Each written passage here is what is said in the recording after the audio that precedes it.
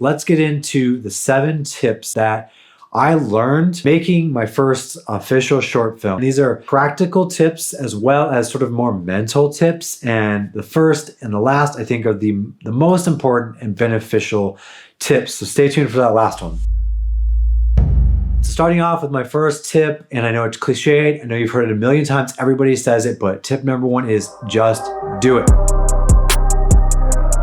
If you're thinking about becoming a musician, learning an instrument, making a short film, directing, becoming a cinematographer, writing, screenplay, book, whatever it is, the first and I think arguably overall most important tip is just do it. And I know everybody says the same thing. I was told that a million times. I'd heard it a million times. I've seen it in videos. I had said it before, just do it. You learn, you make mistakes, you move on, you grow, just do stuff, make things. It's difficult to say that until you really start. And when you start and you complete your first project is when I think you really realize, okay, I can look back and I can look at all the mistakes that I've made and I've already learned things. It's easier for you to move on to the next project, the next thing, after you just start doing things. And that's just the best way to learn. It really is. Again, I know it's cliched, but I just think it's the best and most important tip. If anybody's watching this and you think you might want to be doing short films or videos or whatever it is, YouTube, and you haven't done it, it's so much more intrinsically motivating to see your own flaws and things that you have done, actually look at those, put them out, and then be able to fix them or work on them the next time you're doing something. Do a rehearsal with your actors.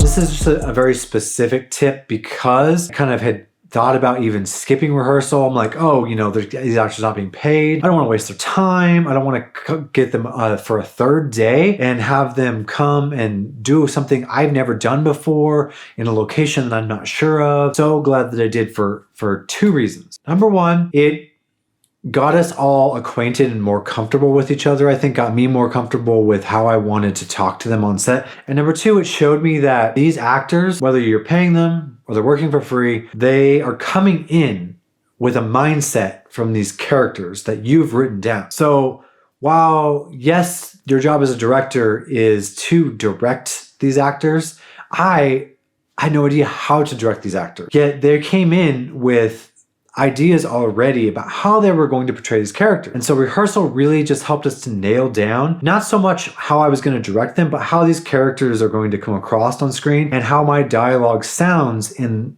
how they are going to say it. We ended up cutting out dialogue, changing words, making things fit better for the actor, for how these characters are going to come across on screen. And it just makes it so much easier to prepare, I think, for directing actors. Because just like tip number 1, going into it, it's so easy to over-prepare, watch a million videos on how to direct actors, read books, but it's so much different when you're doing it yourself. It's something you can't really teach, you have to learn. I'm still really learning how to do that. And I read, and I watched videos, and there's so many different tips that they say how to talk to your actors. And one of the biggest ones, like, don't give your actors line readings. Don't give your actors line reading. I knew that going in, but yet on set, I still kept catching myself saying the line how I wanted it to be said. Sometimes I wasn't even trying to say it like this. It just was more me like saying the line. That's not the most beneficial way to direct actors, but it just comes out. And it was hard for me. I had to consciously stop and think of a different way to direct the actor. It's just, you need to trust your actors. You need to trust that they are coming in with this character in their mind, and you don't want to put words in their mouth. And again, I know that,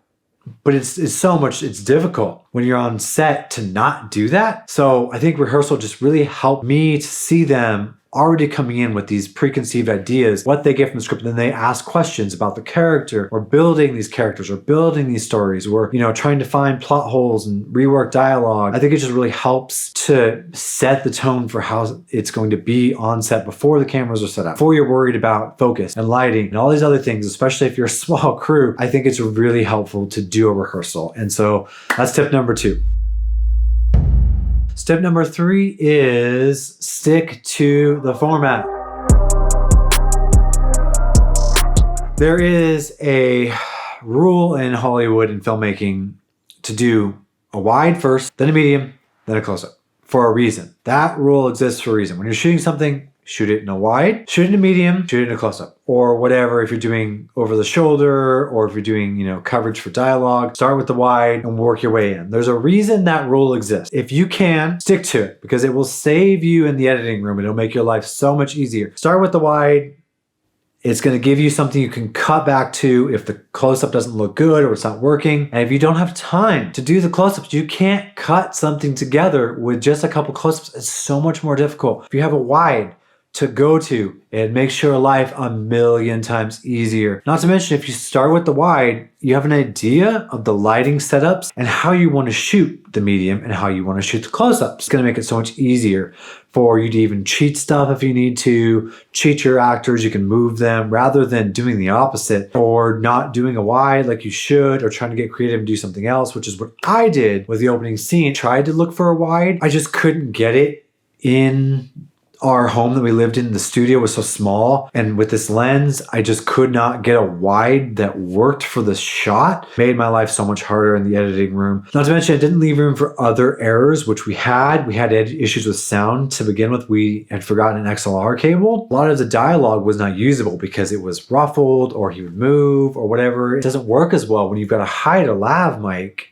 and record clean audio. The way that we shot it limited us. And in addition to that, I could only use certain takes because the audio is bad in other takes. With the first part of the short film, the editing was much more limited because I didn't stick to that wide, medium, close. And so I've learned that if you can do it, start with the wide, go to the medium, then get the close-ups. That rule exists for a reason, so just follow it. More light. More light. You need more light. Again, I keep reiterating how amateur I am and was at filmmaking. I hadn't even worked with a camera. I shot everything on my phone before. So using the actual meters on the camera for seeing if things were exposed properly, I was so new to it. I was just focusing more on focus and more getting the look I wanted with the aperture than actually worrying about the light and how much light was getting in. I was much more worried about stopping it down for more of a pulled focus, separating from the background, things like that, or getting everything in focus than I was how much light I was actually getting into the lens. And because of that, Sleepy Hollow is super dark, grainy, and noisy, and I had to do a bunch of noise reduction, and it doesn't look as good as it could because I needed more light. But if I've learned anything about light that I've taken into what I'm working on right now, the short film I'm working on at this moment, is you need more light. It looks like you don't need it sometimes in the camera. Everything's so bright. And the short film I'm working on right now, there's some nighttime scenes that are really dark and I want creepy atmosphere, but I'm like, I get it in camera and I'm like, God, this is so bright. There's so much light. But once you get it in post, it is so much easier to just bring everything down. Once you've actually got things properly exposed, create that atmosphere in post. As long as you've got it exposed properly in camera, it's going to make your life so much easier. It's going to make it look so much better in post. People probably know that. Lighting is still something I'm trying to learn, but if you think, you need it to be dark, trust me, you don't. You need more light. My fifth tip is, again, kind of cliched, but it's something I definitely learned on the set of my first short film, and that's just roll with the punches.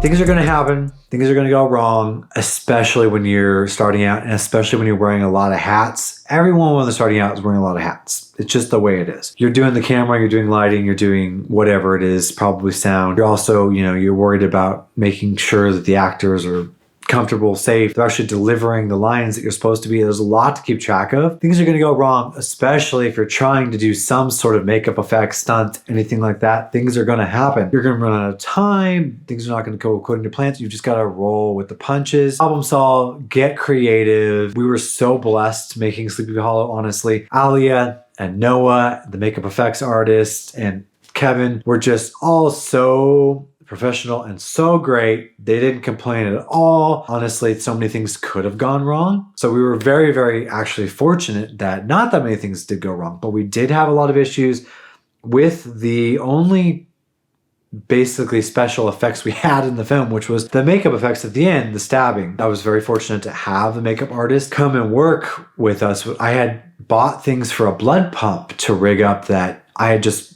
looked for YouTube videos on how to do it. I had never done it before. So I bought what I thought I needed. I bought some makeup kit, things for him to work with, and he was great. He got her all set up, Alia all set up with the blood pump, but it just didn't quite look the way he wanted to. So we had to get creative with how we were going to shoot it. I had to completely change how I wanted to shoot that scene originally. We could only shoot it one time. We had one chance to shoot the blood pump, and then that was it.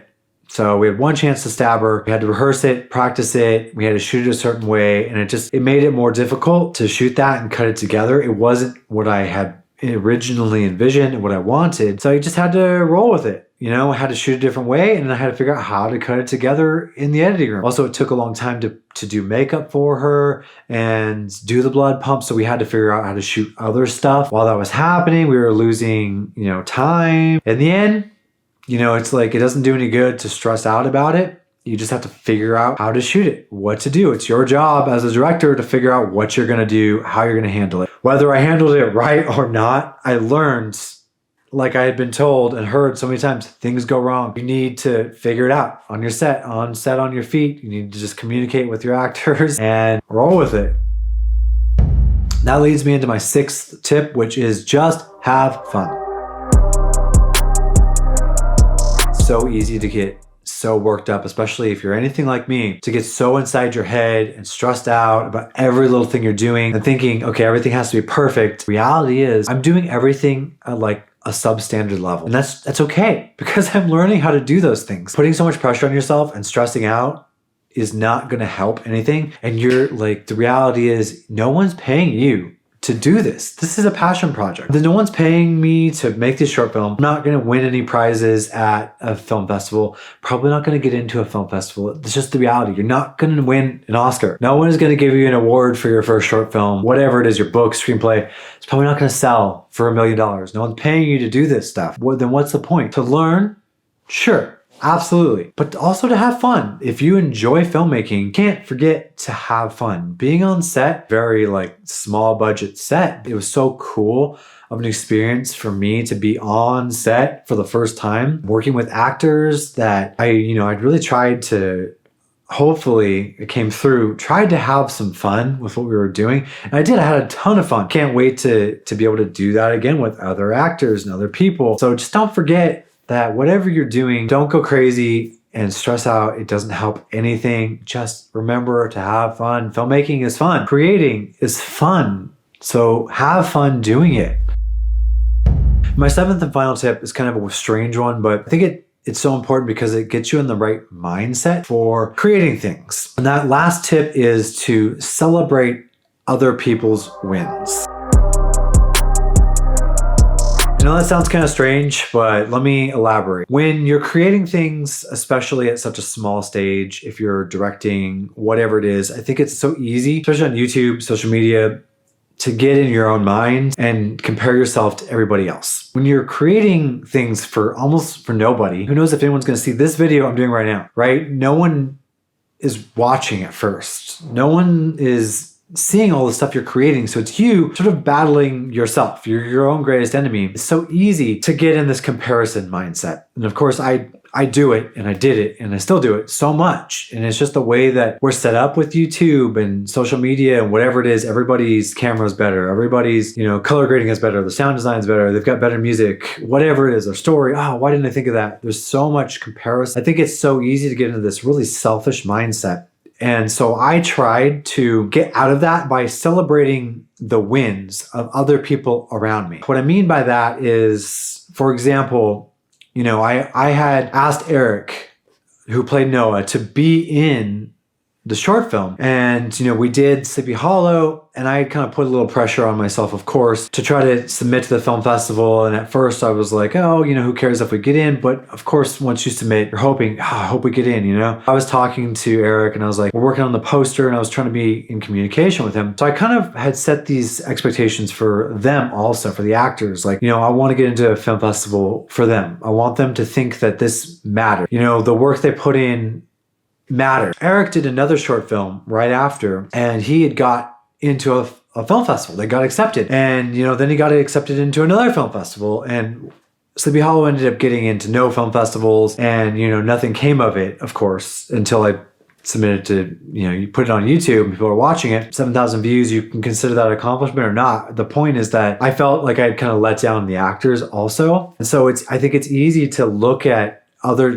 watching these actors go and do other short films and get into film festivals and feel like, oh, those directors are better, or they got into a film festival, which is giving them more exposure, or, like it's so easy to like self-defeat and compare yourself and feel like I let down the actors, or I let down everybody around me, I let down myself. But instead I tried to rethink about it and be like, no, I'm so happy, because in the end, none of us are professional. We're all trying to get exposure. We're all trying to just do the craft, right? We're trying to get better at it. And I was like, no, I'm so happy for Eric. He did this other short film and he got into these film festivals, and he's getting to go to these film festivals, and then he ended up getting nominated for Best Actor at this other film festival. That's really exciting to see other wins. And Alia was going on and directing her own project. And so reframing that in your mind, I think it's just working through that and thinking about it in a different way to celebrate the wins of the people around you. When other people win, you win. If you know these people and you're working with these people, whether it's your project or not, we're all winning, because in the end, we all are coming together trying to create something. And we're trying to get better at it. We're all trying to succeed. We all have the same goal. None of us want to just not do anything. None of us want to do one short film and be like, no, I never want to do that again. We all want more work. We all want to meet people, make those relationships. So I think if somebody's film looks way better than yours, and it's their first short film and you've done 10, instead of comparing yourself, celebrate that. Be like, dang, that's great. That's awesome that you've caught on to this so fast, I'm excited for you. I'm excited for what you're going to do next. Be excited for anything that moves art forward too, moves the industry forward, whatever it is, YouTube, filmmaking, doesn't matter. Like, we're not making big ground here. We're not reaching huge audiences, right? So little wins are big wins. And I think it's important to celebrate that and get excited about that. And it reshapes the way you think about things rather than comparison, beating yourself up, which is so easy to do all the time. Start to think about successes of other people and successes that you've done, how you've grown, how they've grown. Look at other people and how they've learned, what they did wrong in their past, how they learned from it. And look at that as a framework for how you can do the same and get better at what you're doing. It just reshapes entirely how you think about how you're creating something. And again, that's why I said this last tip. I think it's so important, because mindset is everything in this, right? It's so easy to beat yourself up. It's so easy to compare. And even if nobody is seeing anything you do, that's even better, because it's so hard to get excited or motivated by external forces when nobody's watching things. So it's so much easier to look at the people around you, people that you watch on YouTube, and celebrate their wins, celebrate friends, whatever they're doing, celebrate their wins. And then once you keep working and get your own little wins, celebrate your wins, celebrate your accomplishments. It's a very difficult thing to do. I just think it's really important. So if you've stuck through and you've seen to the end of this video, I really appreciate you watching. I appreciate everyone who's watched Sleepy Hollow and has commented, negative, positive, whatever it is. I appreciate all the feedback. I appreciate you watching this video. I appreciate you subscribing to my channel. I'm working on another short film right now that I'm excited about. We'll see what happens with that. And yeah, just thank you everyone for watching. I really appreciate it.